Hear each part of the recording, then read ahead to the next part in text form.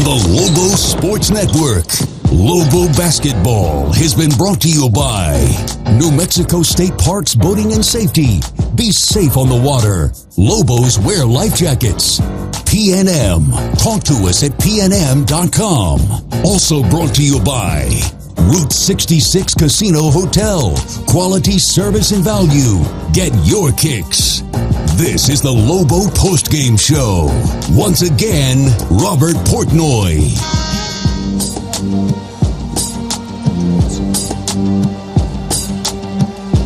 Welcome back inside Dreamstyle Arena to the pit. And if, as you're exiting the building, that you're kind of being pushed out of the building, that's all the pressure that was built up in this arena tonight over the final 5 minutes. It is being released as the doors open and you're getting flushed out.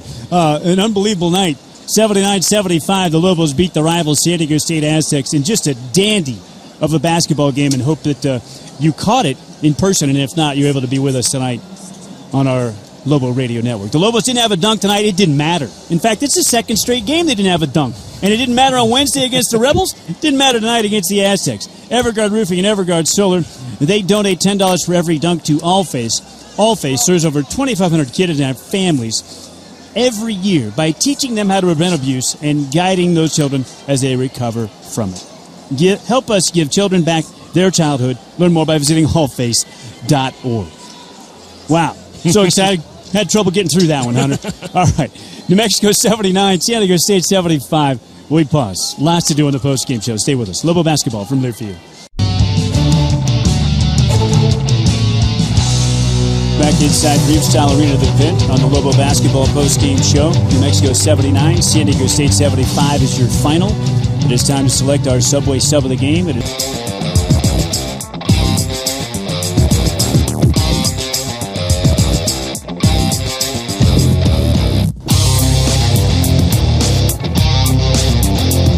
back on the postgame show, live inside Dreamstyle Arena, the pit. Lobo 79, Aztec 75, final. How about this week in Mountain West Conference play for New Mexico? The Lobos improved to 5-3 in league. Now they're a month into the conference slate, Hunter. Week 4, the Lobos get a sweep, and they do it against the Rebels on the road and the rival Aztecs at home. Talk about a heck of a week for New Mexico hoops. My, oh my. Okay, it's time for our State Farm Insurance Assist of the game.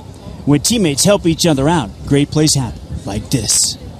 Shackle with 4 fouls to check back in for San Diego State. Scoring a foul! Malawatch on the inbound. How did Chris McNeil find him? And McQuatch converts. A chance for an and one. That was a huge play, Hunter, and you could see it developing. How did McQuatch get free on the baseline? Well, he's real crafty. He's real sneaky around that short corner baseline area, and he gets his mitts on it. It's tough to stop him because he uses that head fake, and he's real quick off his feet. Massive, massive cap tip to Lobo point guard tonight. How about it, right? Chris McNeil, 1 turnover. Antono Jackson, 0 turnovers. They were spectacular tonight, and just a phenomenal performance for the two of them. They combined for 9 assists and 1 turnover. That was your State Farm Insurance Assist of the game, presented by State Farm. Get an agent that gets you. We get a timeout. Lobo 79, Aztec 75 final. Back after this. Lobo basketball from Learfield. It's back. Brought to you by Subway Restaurants. And Hunter Green, who's your sub tonight? Oh, the freshman, Malawatch. He was so crafty around the basket. And in getting to the free throw line, that was important because that put San Diego State players in foul trouble. And then, of course, he was 6 of 7 from the free throw line, and I thought he was huge off the bench. Remember when I wondered aloud in our pregame show and asked you, given the athleticism of this front court of the Aztecs, if McQuatch could still do his thing? I guess asked and answered. Yeah, I doubt that he would be able to score in there because of the length of Pope and McDaniels, but he was able to do that. He still did. Here he is, your Subway sub of the game. It's McQuatch Malawatch. Subway restaurants keep you going on and off the court. Stop in today. Subway, eat fresh. Malawatch, 15 points, 4 of 13 floor, 1 of 4 from deep, 6 of 7 from the line with a rebound and an assist, and no turnovers in 27 minutes. We pause back after this on the postgame show. Lobo basketball from Learfield.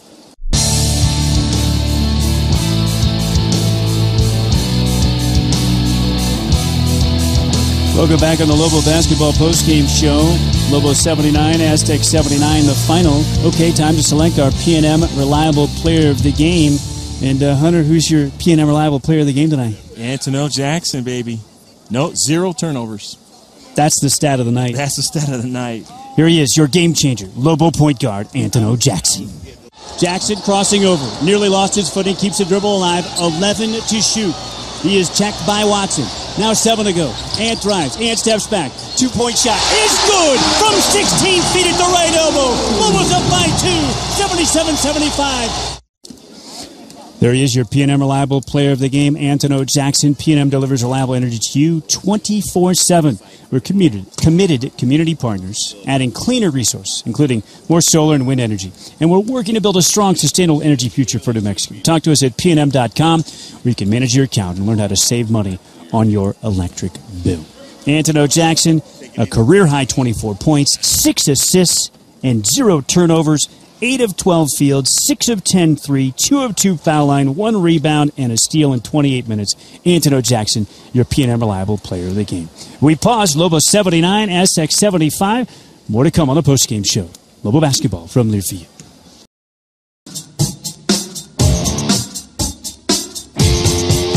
Welcome back on the Lobo Basketball Post-Game Show. New Mexico defeats San Diego State 79-75. Remember, Bank of the West continues its commitment as the three-point basket sponsor for the Lobos. After every game, they donate to Special Olympics of New Mexico. And for more than 20 years, they've done it now, contributing over $100,000 to Special Olympics of New Mexico as part of its proud commitment to the Lobos. We welcome in Lobo head coach Paul Weir. Coach Weir, congratulations. Thank you. Back-to-back wins this week on the road against UNLV, at home against San Diego State. The Pit was alive here tonight in that second half comeback. I'm going to go back to the media break just inside 8 minutes in the first half when the Aztecs were shooting over 70% from the field. Yep. They were 5 for their last 15 in the first half, and then you guys played a terrific defensive second half compared to the first. Any changes going on, or what changed for New Mexico? A few. For some reason, this has been a little bit of our MO. Wyoming was the same way. We kind of spot these teams a little bit in the first half. We're not sharp.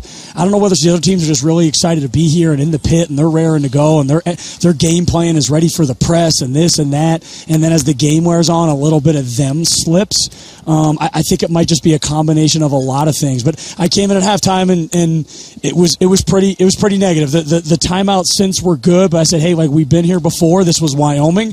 I told you the same thing at Wyoming. If this is going to be the rest of the game, you're not going to like the response. But we can all put it aside. We can go have 20 really good minutes. We know we're in better shape. We know the style of play is suited to us. We know, ideally, theoretically, this game should come our way. So let's just kind of go out and do it. We tried to keep the ball out of Watson's hand in the second half. I thought, early in the game, he's really good. And he just really was beating us off the dribble. He was breaking the press. He was doing a lot of things that put us in a lot of bad spots. And in the second half, we just tried to keep the ball out of his hands for as long as we could and make those other guys try and make plays. And I think it helped us, particularly in that middle part of the second half. I think we were able to kind of get him out of rhythm, get those other guys, to make plays. And then when I got back to Watson, he just didn't have the same comfort level that I thought he had. Because in the first half, he had the ball every possession. He felt comfortable. He made tough shots. He was doing a lot of things. And we just needed to freeze him out a little bit. So... yeah, it seemed like that was the key because in the first half, transition points and then also just ball penetration into the painted area, and guys were able to either get to the rim or kickouts for San Diego State, and that's probably why they shot at such a high percentage. No question, and they were just straight line drives, and they were fresh. I think they were ready to go. I think as the game wore on, our players kind of kept saying in the timeout, hey, I think they're wearing down. You could just kind of sense it from them. So I think as the game wore on, the pit, the altitude, the defense, whatever, I think it slowly wore them down a little bit, which is what we need. That's the idea. That's how you close the gaps on teams that are bigger, stronger, longer, more talented, whatever it is that you want to say. And the turnovers reflected that. Yep. They had just 3 in the first half. You turned them over 9 times in the second half. No question. And I think, again, getting the ball out of Watson's hands and making those other guys make plays was big for us. He was just such a critical piece for them early, and we just had to adjust. Antonio Jackson had struggled over the previous 3 games in terms of just taking care of the ball. He had 13 turnovers. Combined, McNeil and Ant together tonight, 9 assists, 1 turnover. Point guard play pretty close to what you'd like? Yeah, I mean, Ant, like I said, the best part of his whole stat line was 0 turnovers. I mean, San Diego State, if you look statistically, forces teams to turn the ball over just as much as we do. That's their thing. They're pressing, they're trapping, they're long, they're athletic, they can get their hands on things, and we did a really good job fundamentally of just taking care of the ball tonight, making the right passes, making the right plays. We rushed some shots around the rim we shouldn't have, got our shots blocked too often, but just fundamentally we did a lot of good things offensively as far as coming to stops and moving the ball and spacing and things like that. So that was really encouraging. And they're both just really good players. And as I've reflected on this season and I try and improve on everything I can, I look back and think I maybe haven't coached Antono the right way and I haven't coached Anthony the right way. And as much as they're emerging, I'm also getting to know them more and just letting them do more of what they can do.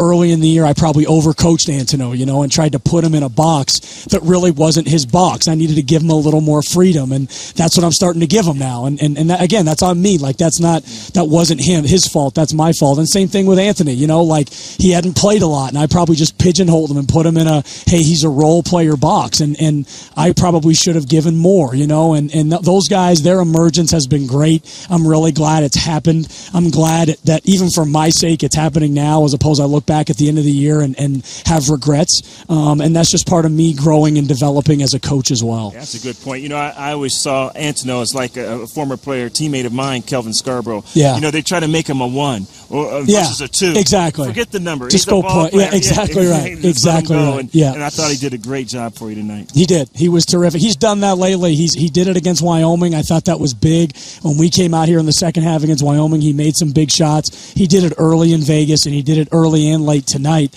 He's just a very gifted scorer, man. He's a tough guy to guard. And like I said, we're doing a much better job of putting him in position now to go and use his strengths. We're doing some things offensively we didn't do before.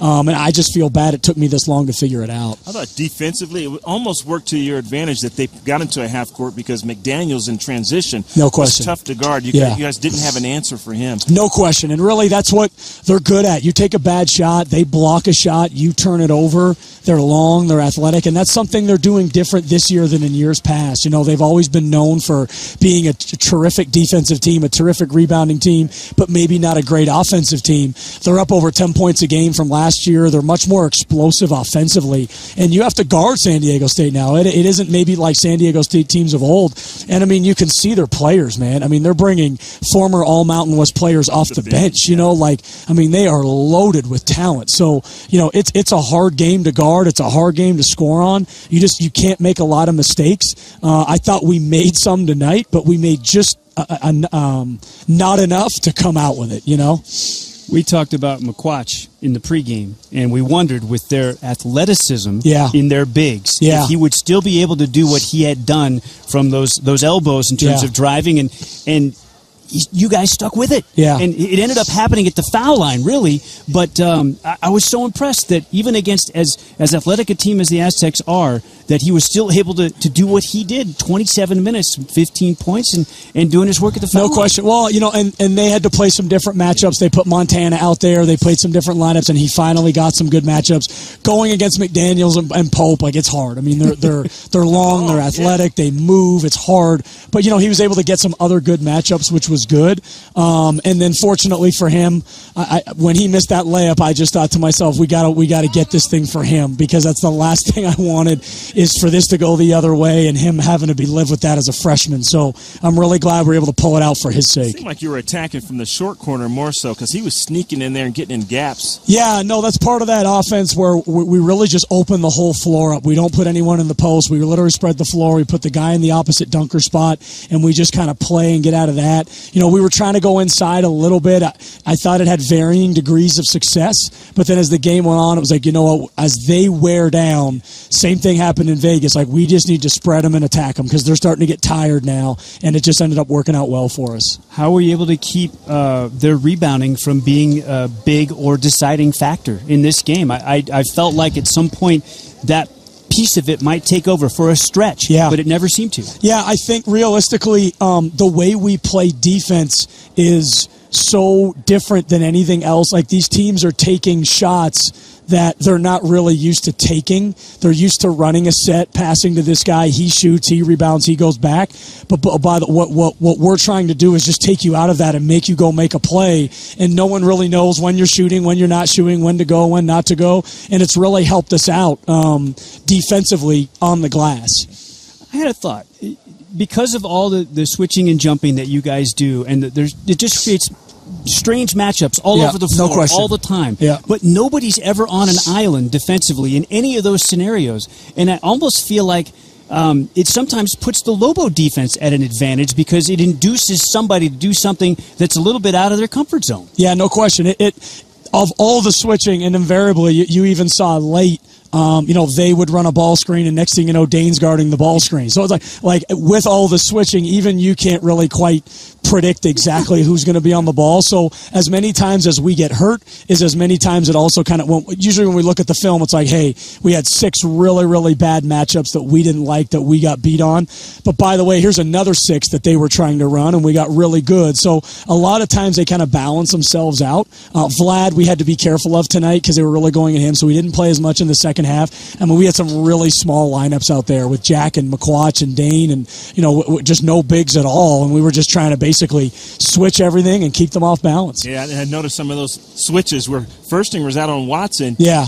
And you think that, he's at a disadvantage, but his length. No question. Watson really couldn't get a jump shot off. And again, I think Watson in the second half was just different in the first half. Like, he just didn't have the same pop.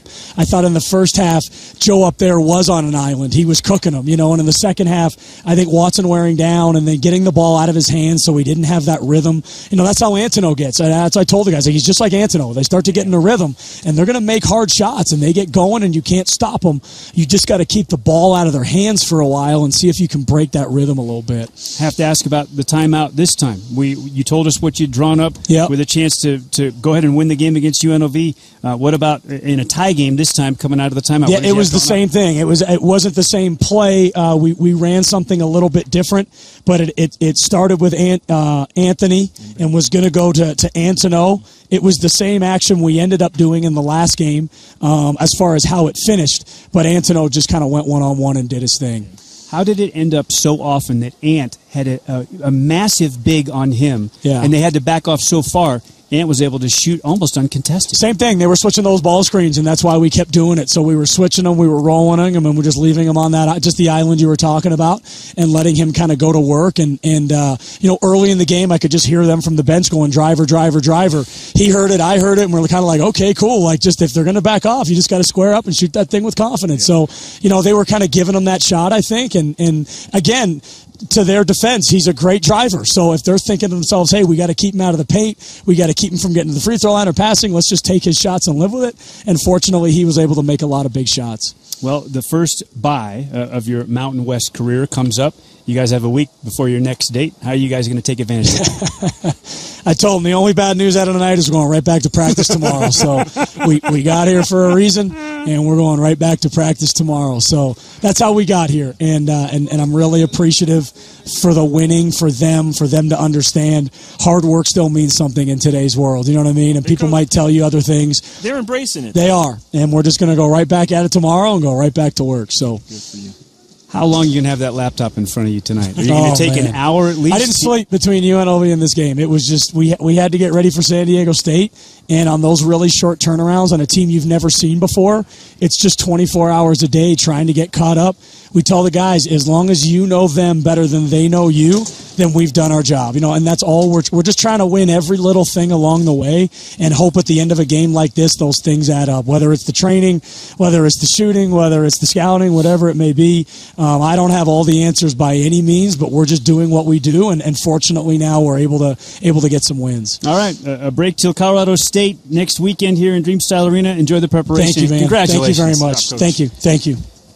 Lobo head coach Paul Weir, our post-game coach's comments, an unbelievable New Mexico win at home over the Aztecs, 79-75. We pause, come back after this. Lobo basketball from Learfield.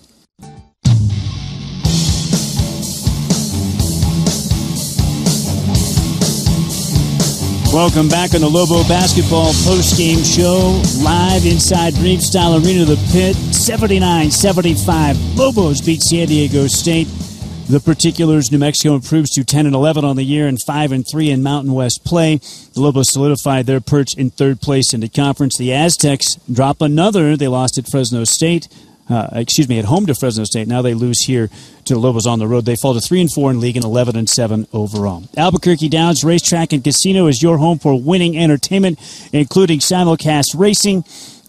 What a night in the legendary Pit. Anthony Jackson with a game-high 24. That is a career high for Ant. He hit the game-winning jump shot, a step-back 16-footer near the right elbow for his 23rd and 24th points to put the Lobos up by 2. Joe Furstinger, for a second straight game, would seal it with free throws to make it a 4-point spread with less than 2 seconds to go in the game. Jackson, 24 points, 6 assists, a rebound, and 0 turnovers. Furstinger, another double-double, his 6th in his last 10 games, 12 points, 10 boards. Mathis, 21 points, a new Lobo career high, 7 of 12 floor, 4 of 7 deep, 3 of 3 foul line, 5 rebounds, 0 turnovers for Mathis. 15 points from McQuatch Malawatch as his double-digit scoring streak extends to 5 in a row. McQuatch with, 6 of 7 from the free throw line, with a rebound and assist, and 0 turnovers for the freshman in 27 minutes. The Lobos got 6 points from Chris McNeil, 2 for 3 from deep, and Pinchuk with a point as well at the foul line. Top scorers for the Aztecs: 16 for Watson, 16 for Pope, 13 for McDaniels, and they somehow were able, the Lobos, to stay within 6 boards of San Diego State in the rebounding battle. And as far as the offensive boards go, Lobos had 11, Aztecs 12. One of those danger signs. The Aztecs a great offensive rebounding team. Lobos struggle there on the defensive rebounding, and Lobos were able to keep that neutral. This was really something tonight. It was. They were very close. A lot of the stats were very close, but I'll tell you, looking at Kuiper, he was 0 for 7, didn't shoot the ball well, had 3 rebounds in 25 minutes, but I tell you what, he had a key defensive play, took a charge in the open court. I thought was key for New Mexico.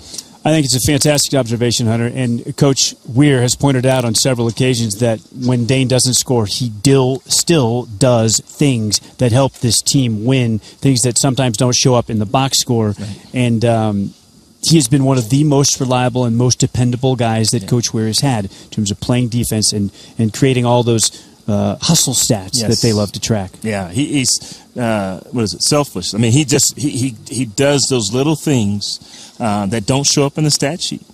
And he's been playing hurt too. Yeah, he's now okay with the tendonitis in the knee. We know he's been playing with that damaged final knuckle on the middle finger of his shooting hand all year. He's been a warrior. Yeah. Okay, for Michael Carlisle, my on-site engineer, I am Robert Portnoy. Hunter Green is the Lobo legend alongside. Casey Wolfmeyer is our producer and engineer in the studios of Learfield in Jefferson City. That's going to do it for us for tonight. Partner, looking forward to a week next from Saturday. today. Yep. Now, Colorado State comes to town. It's an 8 o'clocker. It's a late one on ESPNU or ESPN3. We'll see. Lobos are rolling. That might be an ESPN3 now. Yeah. I mean, an ESPNU. I mean, a regular TV. Yeah. So, 8 o'clock for the tip, 7:30 for the Bank of the West pregame show. 1 week from today on Saturday, January 27th, Colorado State and New Mexico, 8 p.m. Mountain, right here in Dreamstyle Arena, the Pit. That's going to do it for us for tonight. The Lobos improved to 10-11 and 5-3 in conference. The Overtime Call-In Show with J.J. Buck is coming up next as he'll take your phone calls on the flagship station, 94.5 FM and AM 770 News Radio KKOB here in Albuquerque. The Lobos defeat San Diego State for the 3rd straight time. New Mexico 79, San Diego State 75. Good night, everybody. You're listening to Lobo Basketball from Learfield.